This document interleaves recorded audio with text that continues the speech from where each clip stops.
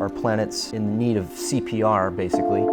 And so it's all hands on deck. Every profession, every discipline needs to contribute to sustainability. Welcome everybody to this week's show, which is the star is Mr. Benjamin K, aka Biological Maniac, aka best marine biology high school teacher, college teacher I've met. He's got a master's, studied gobies on the Great Barrier Reef.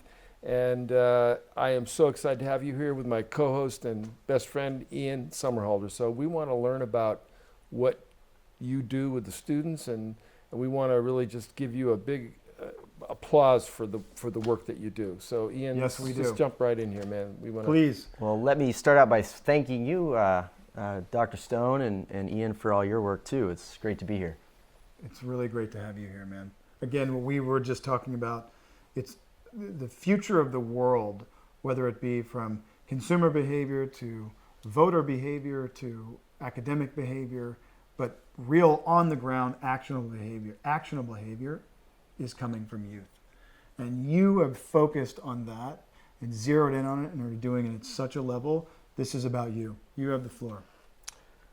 Wow, well, thank you again, Ian, for all your work, and I love what your foundation is doing.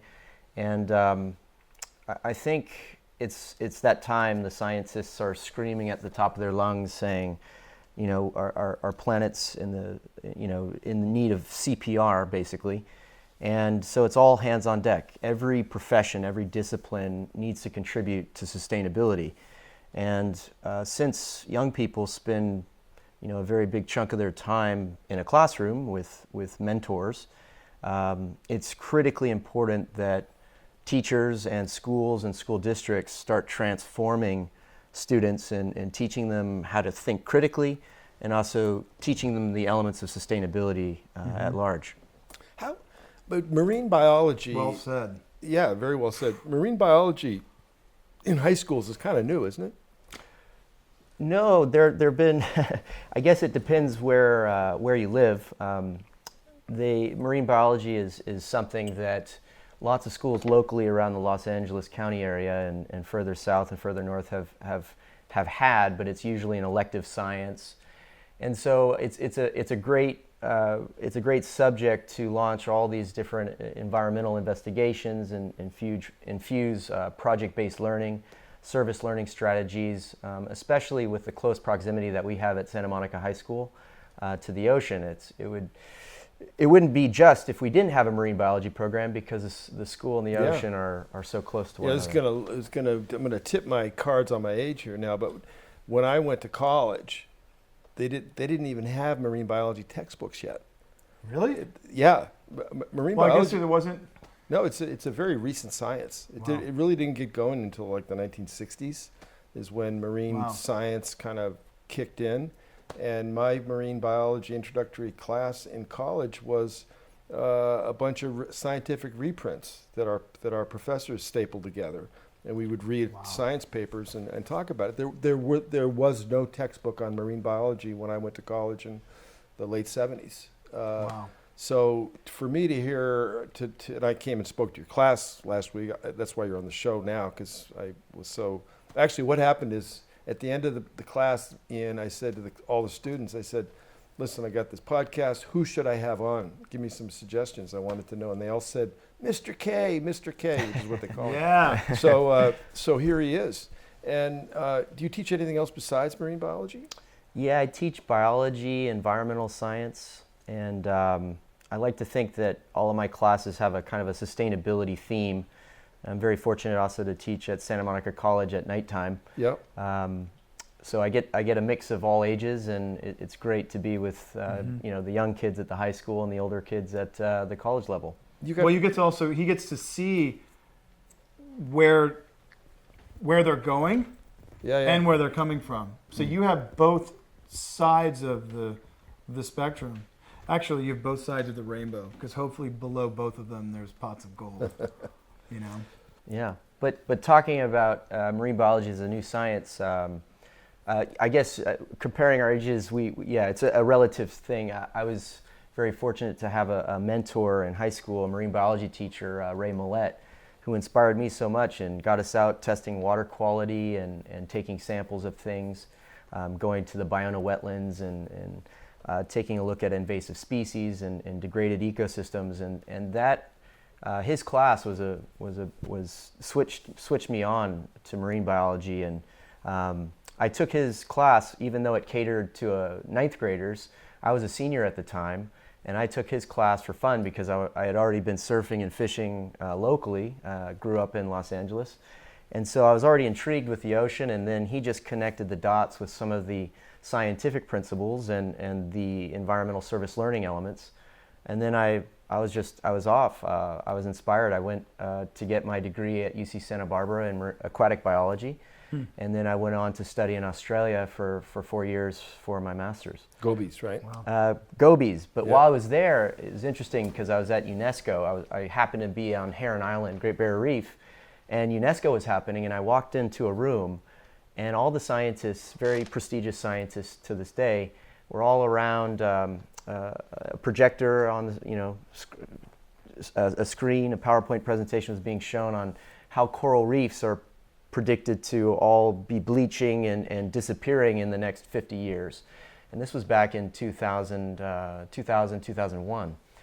And so that was a big aha moment where I started connecting, okay, science, there's components of that, we have vast degradation of coral reefs happening, and then slowly over the last couple decades, I've kind of seen just the perfect storm of all these global issues and local issues kind of interacting. So we've got Coming together in a really profoundly gnarly way. yeah, dire, very very gloomy forecasts again, and then to see the scientists coming and reaching these consensus, right, that they do, and they say, hey, we need to respond to the science in this way, and then to see their science systematically ignored has been really hard for me to stomach. And I've been Them too. yeah. I've been very pleased, though, that scientists, instead of just being objective reporters nowadays, a lot of them are taking it upon themselves to communicate their data with people and the media. And it's unfortunate, media has their interplay with what the science says, but I'm really happy that there are scientists who are just, let's cut to the chase. Here's the scientific report. This is what it says. Politicians, I hope you go make the right decisions. Here, media, here's a copy. I hope you represent this well. And I'm now going to go on YouTube and tell everyone exactly what it means. So this is kind of like the age of the new scientist, I think. And, Right. and Greg, you've done a tremendous job doing some of that work too with your books and papers. Thanks. Yeah, it has been, there's been a turning point in the last 10 years. And I'm on the board of the Woods Hole Oceanographic Institution. And Which is an amazing. Yeah. it's an amazing organization. It's famously where my favorite character, Matt Hooper in Jaws. Hooper! Hooper! More to port, Hooper! Went. I mean, he came from in that storyline. But, I've seen that institution just pivot. And they've asked me for actually help in pivoting to make their work applicable to decision makers, because it was anathema. It's been anathema to scientists to have a position, to have an opinion about how their science should be used, because there's this old idea that it'll contaminate the purity of the science. Well, listen, everybody, it is too late. There's too much going on right now. We don't have that luxury anymore. Scientists need to get out in front of their science and tell the story the way it is and begin to direct where we're going to go. And with your students, you said sustainability, and I know you do don't you engage your students, like make them go out into the real world as part of their studies? And tell me about that. Engaging students is something that I've been trying to refine over the years and master, and I'm still not there yet, but I've got a lot of elements down, and it kind of, I draw upon some old quotes. One, I think it was Jacques Cousteau, who said, we only protect what we love. And then his son, Jean-Michel Cousteau. And we only love what we understand. And then, yes, exactly. And, Right. and then Jean-Michel Cousteau came along We and only says, understand well, what we see. Papa Yeah. Smurf, Well, we actually we protect what we understand, and so that's what I'm trying to do. I'm trying to reconnect students with nature by sending them out on field trips, going camping, going to the beach, seeing nature, experiencing, doing the science projects in nature, sending them out into the community to connect to community, and also bring in experts into the classroom. Can you give us an example, like one of your student projects? Oh, absolutely. I mean, we've done numerous projects over the years. One that really stands out, though, is we became very passionate right when I started my career about single-use plastics, and particularly in Santa Monica, the city had already kind of addressed expanded polystyrene, aka styrofoam. But plastic bags were still a blight across streets and freeways and on the beach and even in the water. I was fishing and catching plastic bags. Jeez. And so our city was starting to think about things, but there wasn't really any profound wave of change that was crashing and pushing them, pushing the city council to do something. So the students came along and they started investigating the issue scientifically, which I always encourage my students to do. Let's try to understand the problem or understand the best solution to the problem using science. Let's investigate it scientifically, and then let's do science-informed healing of sorts. And so I like that, healing. Yeah, healing. And so we started investigating the number of plastic bags and various pollutants on our local beach.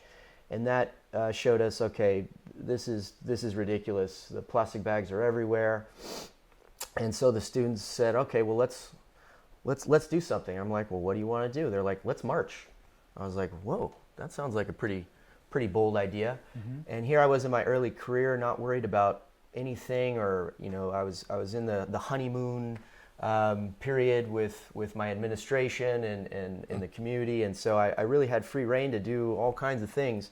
And now I have to be a bit more cautious because there's a lot of liability issues. Right. But we started marching, and there was one march turned into 6 marches. Like advocacy marching. Advocacy marches, and the students with posters, huge signs, and signs. All of a sudden my students are filming it, and Teen Nickelodeon is out there, and the awesome. News and everything, and it turned into students donning costumes in city hall in front of the city council and saying, we need to get rid of these plastic bags, and here's our data on what we found. And so it took longer than we thought, because the plastics industry and reps of the plastic industry, the American Chemistry Council, they came in, and there was Save the Plastic Bag Coalition. There we go. Save the Plastic Bag Coalition came in and threatened a lawsuit against our city if we were to move forward with a ban. And so we had to do an environmental impact report, and so that was really, it took some time, but the students stayed with it. They kept advocating, and to this day, city council members still come up to me and say, Ben, why we have this? We have a ban on single-use plastic bags, and we ended up being, I think, the 8th municipality in California to do it. It's because your students, came and really made it known what they wanted. Well, thank you. Congratulations. Thanks for giving them the ability to do that. I'm a facilitator, and I keep them. I try to define a bar, a standard of excellence for them, and hold them to that. But they really, at the end of the day, are the agents of change. I can get up and speak in front of city council, and they just nod, okay. But as soon as the youth get up there and they say, hey, here's our science, here are our data sets, this well, is, as an this is the way it educator, is. you are a facilitator. You're a facilitator of the exchange of information and science to an open sponge-like brain that either has the ability to act upon it, or to be inspired by it and then act upon it. But then you facilitate their need and desire to do that. You give them the tools. So that, I think, for any teacher, for me, why I was so excited about this episode was for teachers out there, what you think about, so LA Unified School District, right? is something like 30,000 teachers or something. It's huge. I remember when we were doing a big thing with Thrive Market, we were giving memberships to Thrive to LA Unified. Something like teachers. over 1,000 schools. It's big. It's big. Yeah. Now, think about, that's just in this area. Right. So imagine the amount of educators across the country who, for lack of better terms, have just been pounding the pavement and sort of beating their heads against the wall, trying to communicate this to their students and inspire them, right? Because with youth, it's about, like what we talked about before in our episode together, which is when you talk to someone who's young and you ask them, what is it that makes you tick? What is it that makes the sun come up and go down twice before you ever even knew time was elapsed? And when you find that thing, right? It's the why, right? It's the why and then the how. Yeah. And one thing that I forgot to mention, which I'm glad we're doing it on this one. Yeah. All any of us want, whether you're a scientist, an educator, an entertainer, filmmakers, whatever it is, all we want in life is to find purpose.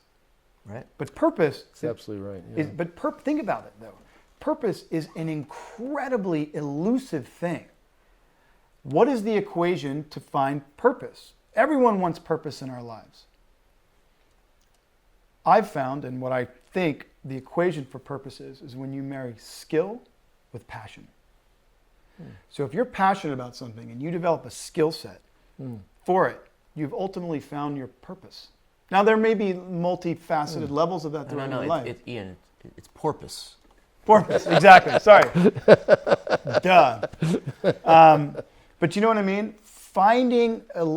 Helping young people or adults find purpose is, I think, single-handedly one of the greatest gifts you can give to society. Well said. Well, Thank you. Well, thank you. And to piggyback on that idea, I think that a lot of layman people and students, they've been brought up in a way their parents may shelter them in certain ways from some of the bad things going on in the world. And I think by the time they get to middle school and high school, it's time for teachers and the district message to be, hey, we've got a lot of challenges before us, and we need to start instilling the conservation ethic in young people and literally teach them about what's going on, right? Right. Because most of them don't know there's deforestation, desertification, climate change, ocean acidification, ocean dead zones, climate change, overfishing, shark finning, and all these things going on and interacting. And then, of course, there's the political, the socio-political, economic factors associated with that. And it's just, it's a complex thing, but they need to understand what's happening because we can't fix what we don't understand, right? Right. And so my hope is that educators will step up. I'm hoping to get educators freed to teach about what's going on, and also put a big spotlight, at least 50% or more of the spotlight on the solutions to these things. We need the school district. 75%, which is what we were talking about. That's what you said earlier. It can't all be doom and gloom. This is about hope, right? This is about hope. Even this even this segment is about hope. Absolutely.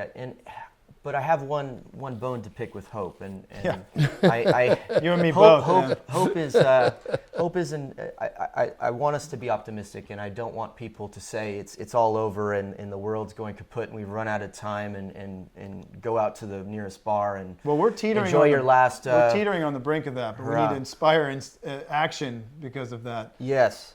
But I often tell my students, hope is meaningless, action is everything at this point. Yes. And I think that's really the key. And so it's not inspire hope or to give hope, it's to inspire action. Well, I think that's a much better way of putting it. And it's to take this seriously and realize how deep down this hole we are.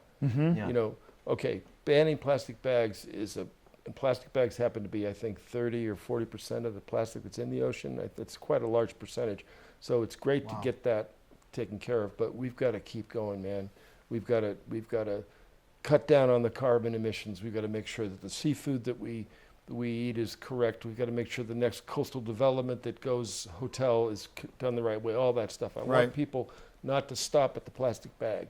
They've got to. You reminded me of another one of our projects that we did, which was in 2009, I get a phone call and they said, Mr. K, we have a child who goes to Santa Monica High School, and we heard that you're crazy. You were building some sort of solar boats or something last year. I'm like, oh, well, thank you for the compliment. And that was very, very nice. They're like, we want to give you a 1971 red convertible VW Super Beetle.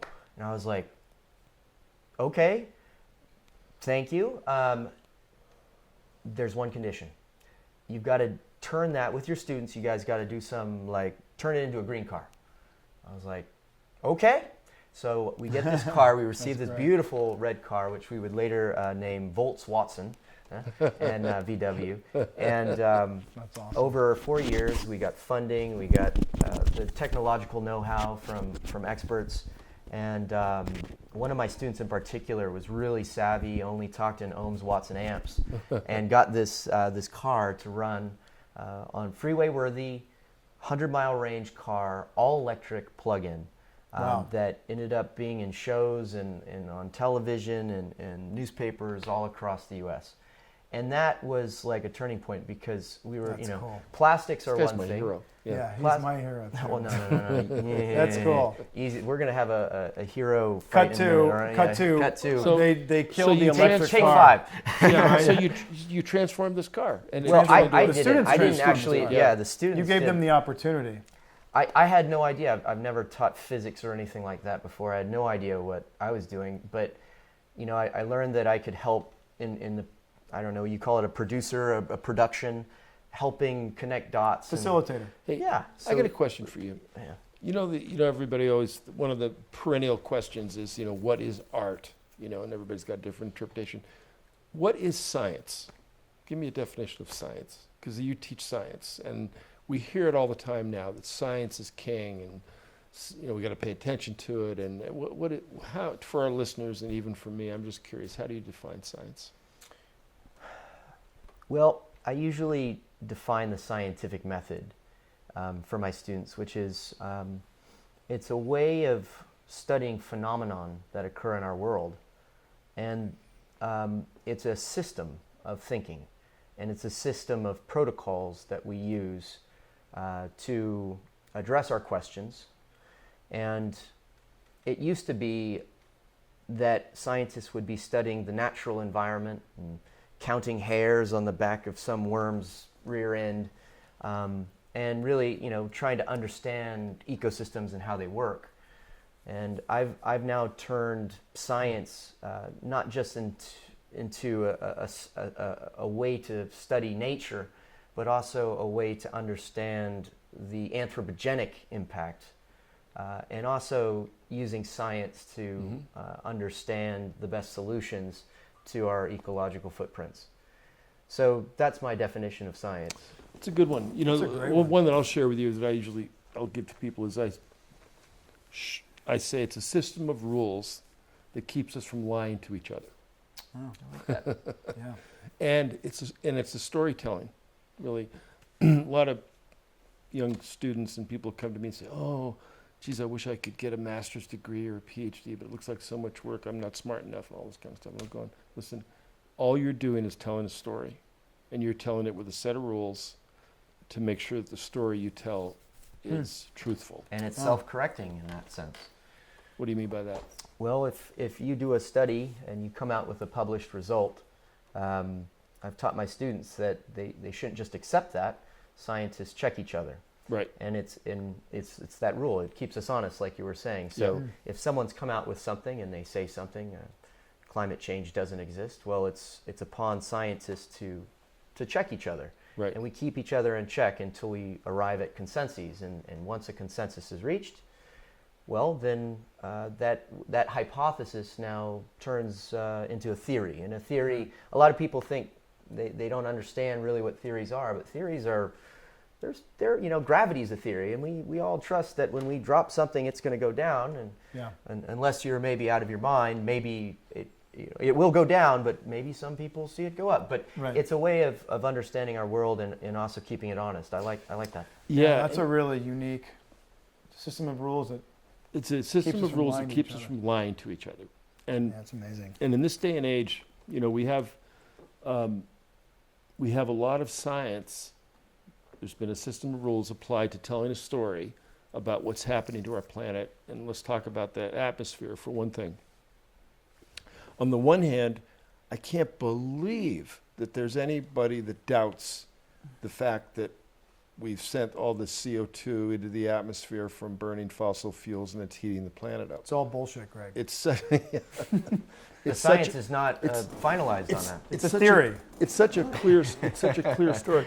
But on the other hand, to me, it's like a triumph of science, because it's an odorless, colorless gas that is around us all the time, and the preponderance of people and leaders and everybody does agree and understand it. So that on the one hand, it's crazy that people don't get it, but on the other hand, I mean, it's a pinnacle of science, because it's a hard thing you can't see it, you can't smell it, you can't see it, but it's all carbon dioxide, which is the primary greenhouse gas. Of course, we know there's methane in it. Methane's even scarier because it's what is it? It's how many times? 20 or 40 times more. What do you yeah. probably? It's 23 times 23, yeah. More potent in the first 20 years, I think, and then by the time you get up to 100 years, it becomes 83 times more potent.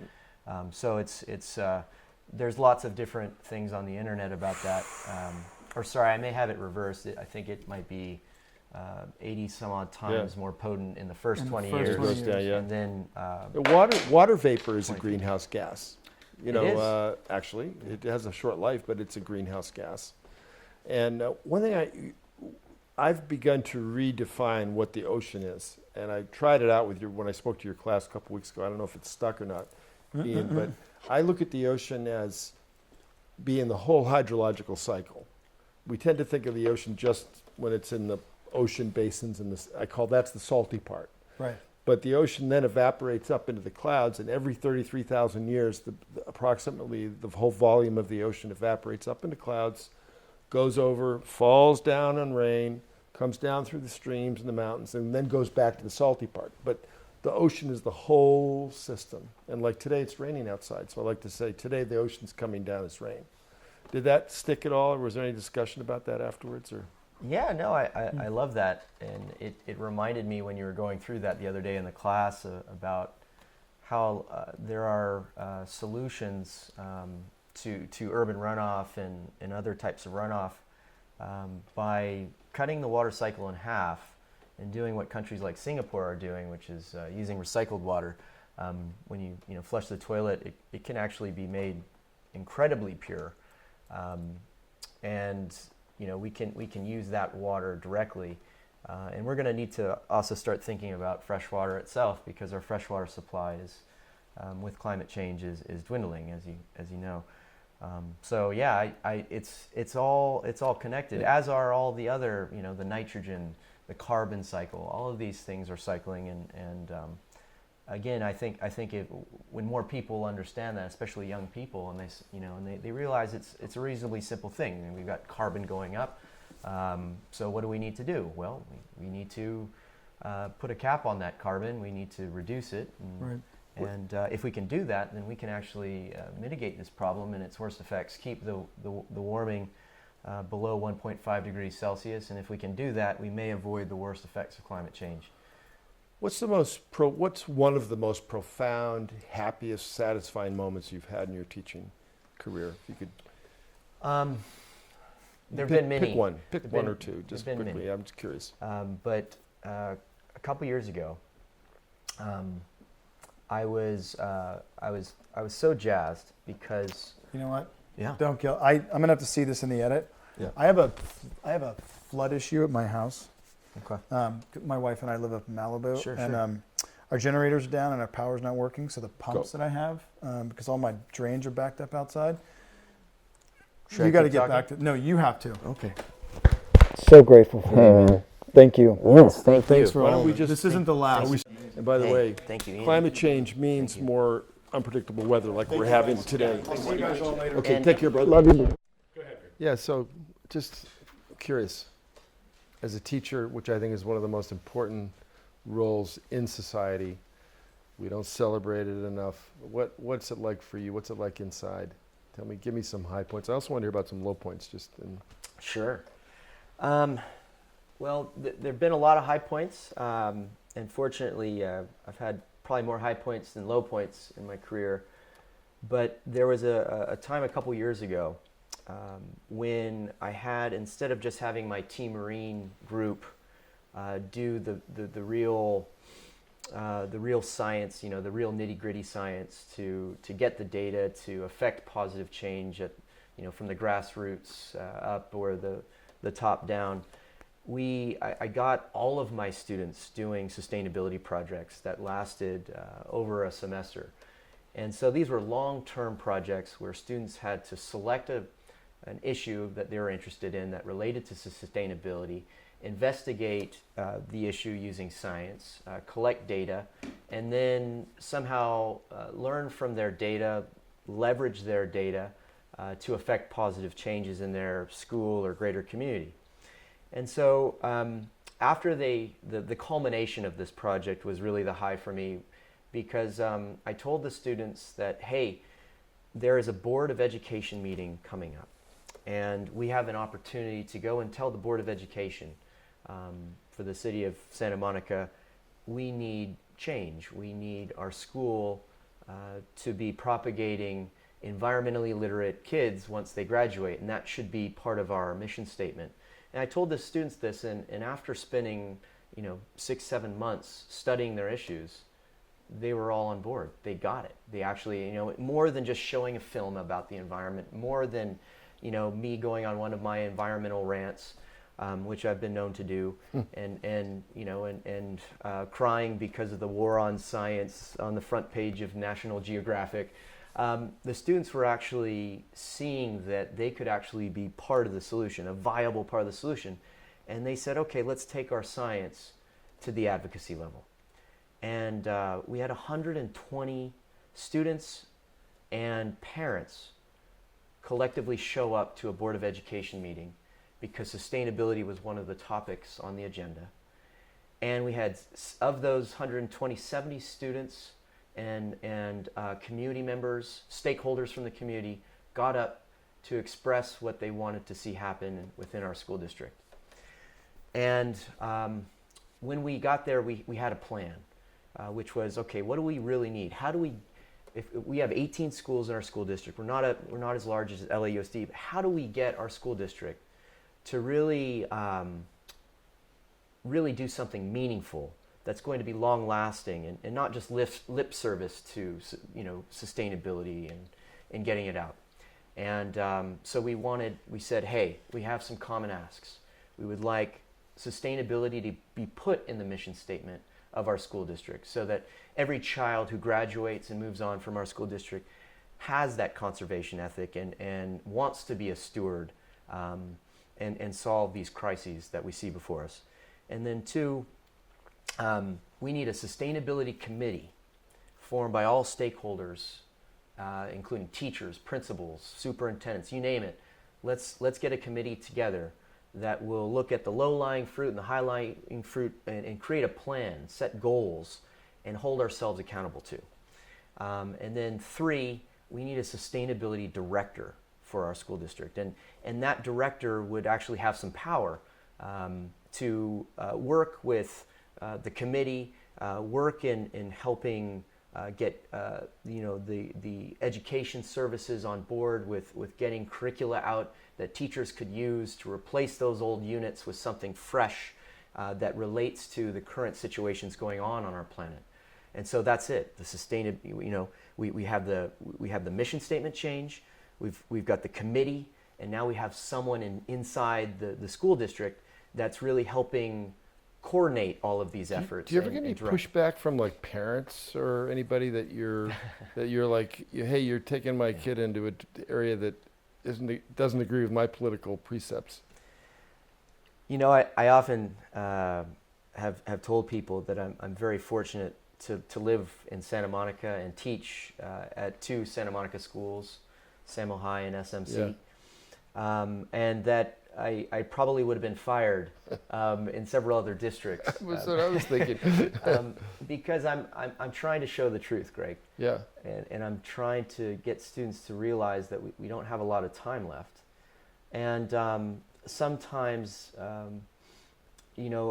think there have been a few parents, one in particular who was very, very nasty and came to me and said, you're trying to indoctrinate our kids. And then, they actually lodged a formal complaint about me. And the principal calls me and says, Ben, there's been a complaint. I'm like, oh no. And, they were asking, the principal at the time said, we want to make sure that you're teaching climate change in a neutral way.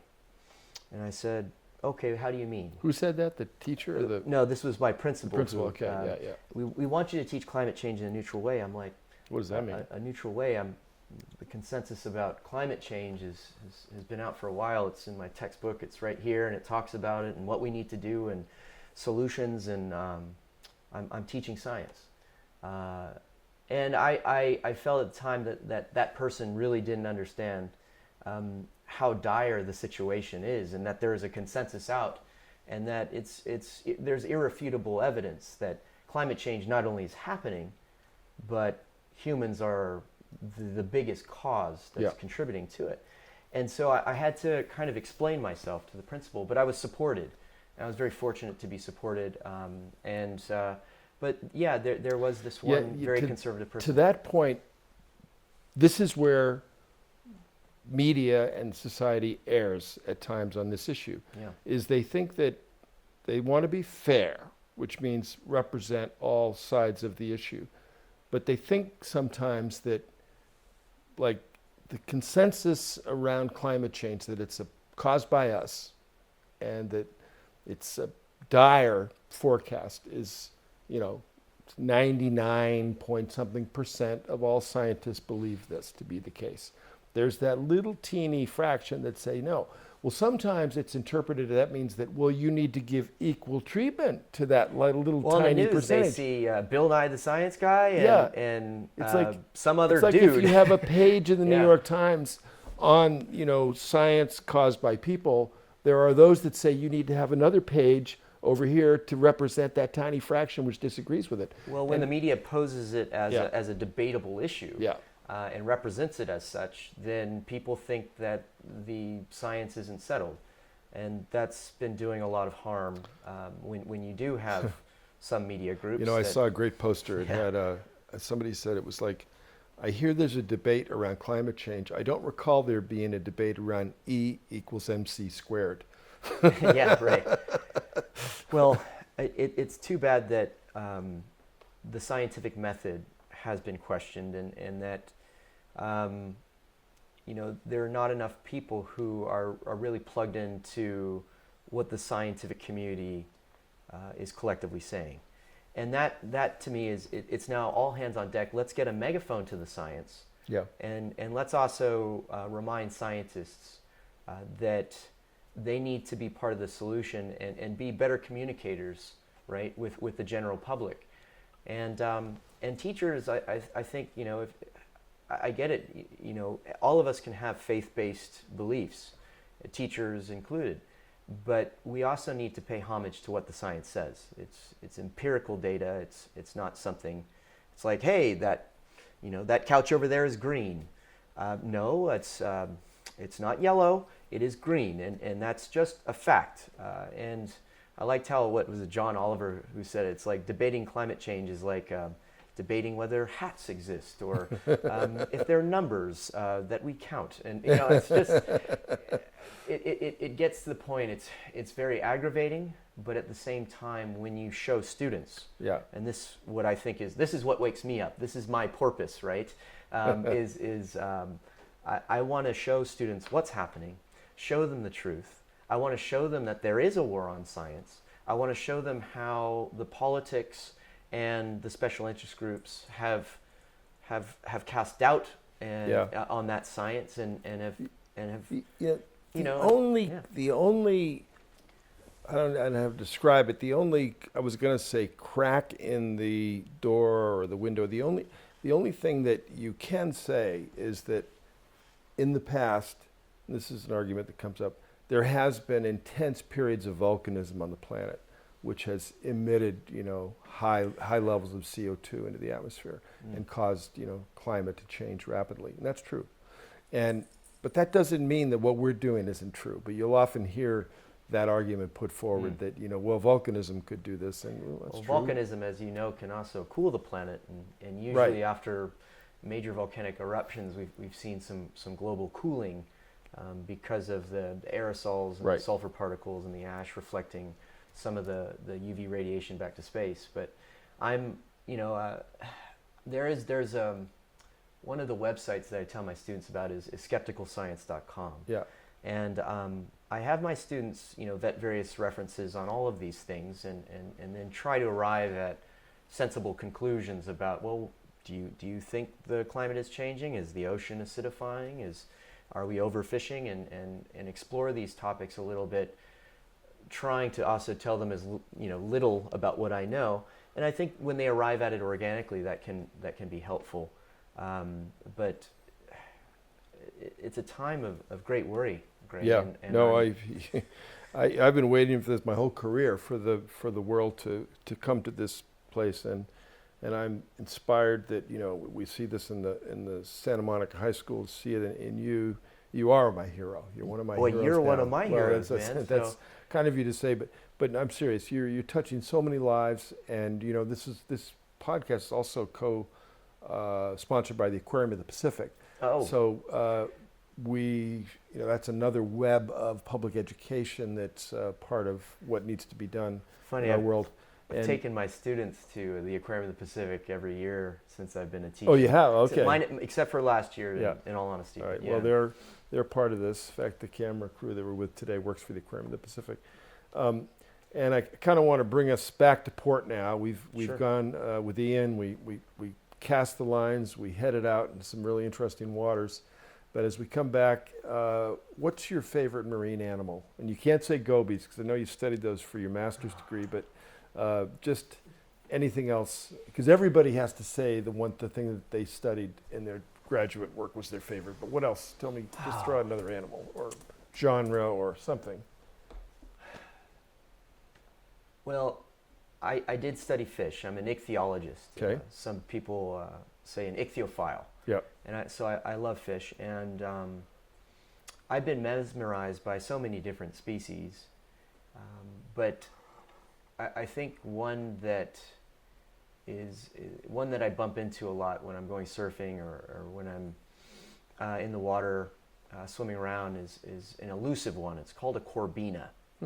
And these Corvina they're one of our local species, and they can be seen sometimes flopping on the shore because sometimes they forget to retreat with the receding tide or the retreating wave, and they can be 5 pounds, and as an angler, I enjoy catching them on very light tackle using sand crabs. And so when I was growing up, my aquatic playground was Will Rogers State Beach, and I would go down there. Someone showed me 4 or 6 pound test, an 18-inch leader, little hook, and you mostly catch perch, right? Barred surf perch, they're called. But when you hook into a Corvina on a light kind of trout fishing pole, it's like catching a tuna out there on a boat. And, all right. and We'll make sure that we're going to put a link into information about Corvina on the website for your episode. And we were fishing for Corvina and perch, and then one day my buddy, we were like 15, 16 years old, my buddy hooked into something we didn't know what it was, and we got it up to the surface after like a 20-minute battle. And it was a white sea bass, but at the time we thought it was a world record Corvina because they look kind of similar. And the fish was so big, and we were fishing with such light line that we couldn't just pull the fish in. And so with all my clothes on, my boots and everything, and don't do this if you're watching this out there, ladies and gentlemen, but I jumped in, and with this big net Yeah. into the water with all my clothes on, jacket, got saturated, got submerged underwater, and then the wave just kind of spits me up onto the shore, and I have this huge fish that's out of the net. I'm all drenched, you know, the waves are crashing on us, and my best friend was very happy with me. Okay. Well, that's a great It's the fish story. that didn't get away. And I learned something today about Corvina. I never knew about that. So will you come back on the show again sometime? I'd love to have you as a regular. Maybe bring some of your students next time too. I'd be delighted All to right. come back. All Thank right. you for having me. All right. Thanks for the time. All right. And All right. thank you for all you do for conservation and protection of our ocean Well, habitats. I'm expecting your students to pick up organisms. you and your students to pick up the storyline from here. So thank you, listeners, and we'll see you on the next episode. Don't just save the planet for the halibut. And have a porpoise in Have life. porpoise in life. A porpoise in life, Yes. yeah. Do it for sharks. All right.